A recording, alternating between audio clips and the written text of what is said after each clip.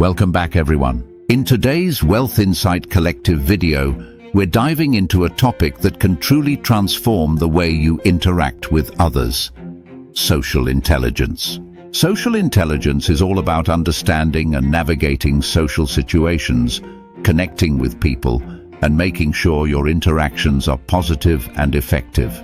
Whether you're looking to strengthen your relationships, improve your communication skills, or just feel more comfortable in social settings, this video is for you. So, without further ado, here are 7 powerful tips to help you maximize your social intelligence. Our first tip is simple but incredibly powerful. Listen more than you speak. I know, this might sound like common sense, but you'd be surprised how many people struggle with this in everyday conversations. In our fast-paced world, we often feel the urge to jump in, share our thoughts, or offer advice right away. But here's the thing: true social intelligence starts with listening. There's a reason we have 2 ears and 1 mouth. It's because listening is the foundation of good communication. When you listen, really listen, you're not just hearing words. You're paying attention to the emotions, the body language, and the deeper meaning behind what someone is saying. You're showing that person that you value what they have to say, and that creates a stronger connection. Imagine this: you're at a party, and someone is telling you about their recent vacation. Instead of thinking about your own vacation story or planning your response, focus on them. Ask questions, nod to show you're engaged, and give them space to share. You'll be amazed at how much deeper your conversations become when you genuinely listen. Our second tip is all about body language. Did you know that 55% of communication is nonverbal? That's right.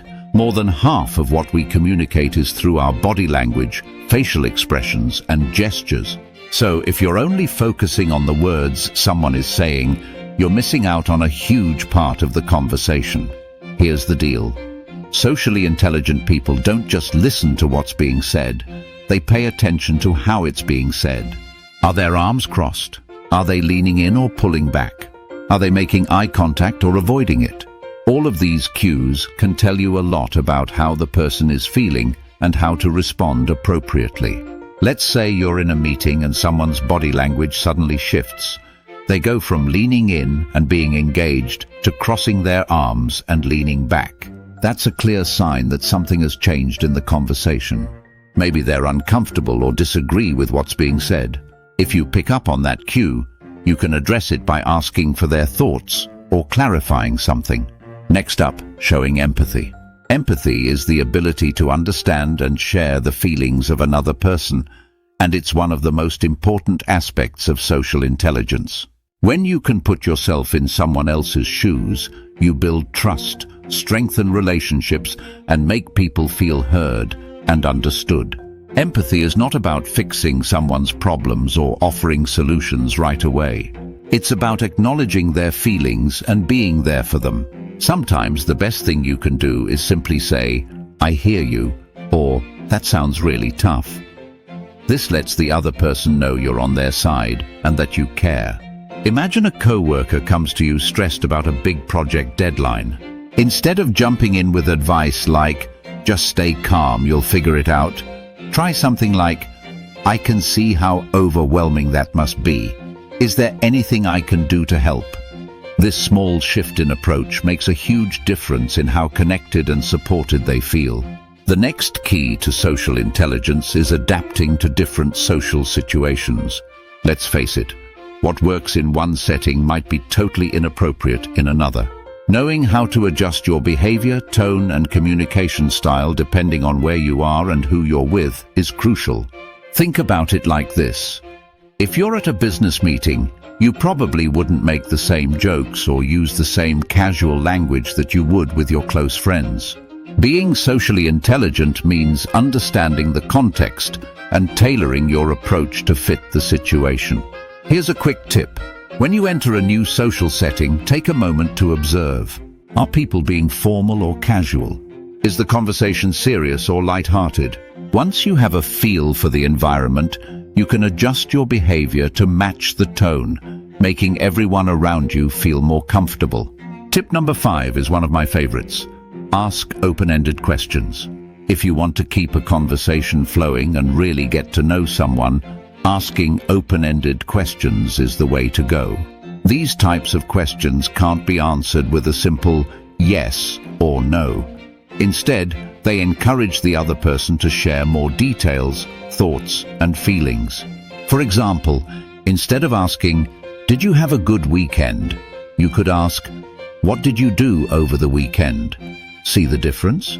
The second question invites the person to talk more about their experiences, which leads to richer, more engaging conversations.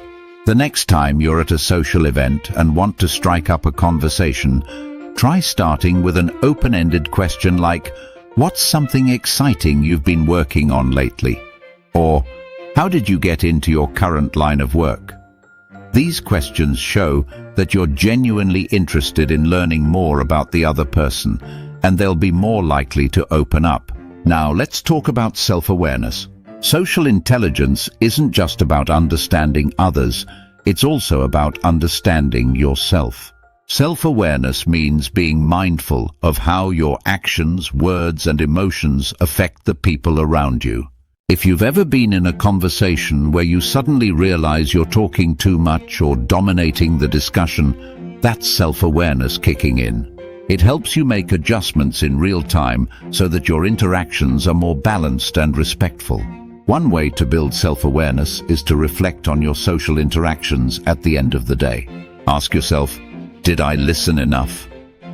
Did I pick up on any cues that someone was uncomfortable? How could I have responded better? The more you practice self-awareness, the more naturally it will come to you in the moment. Tip number 7 is one that can be tough, but it's so important. Handle criticism with grace. No one likes being criticized, but socially intelligent people know how to receive feedback without becoming defensive or taking it personally. When someone offers constructive criticism, take a deep breath, listen carefully, and thank them for their input.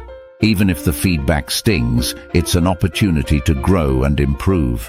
Remember, responding with grace not only shows maturity, but it also strengthens your relationships with others. For instance, if a colleague says, "I think you could improve your presentations by slowing down a bit," instead of getting defensive, respond with, "Thanks for the feedback. I'll definitely work on that." It's a simple way to acknowledge their perspective and show that you're open to improvement. By practicing these techniques, you'll not only improve your social intelligence, but also strengthen your relationships and become more adept at navigating social situations. Thanks for watching. If you enjoyed today's video, please like and subscribe for more helpful content.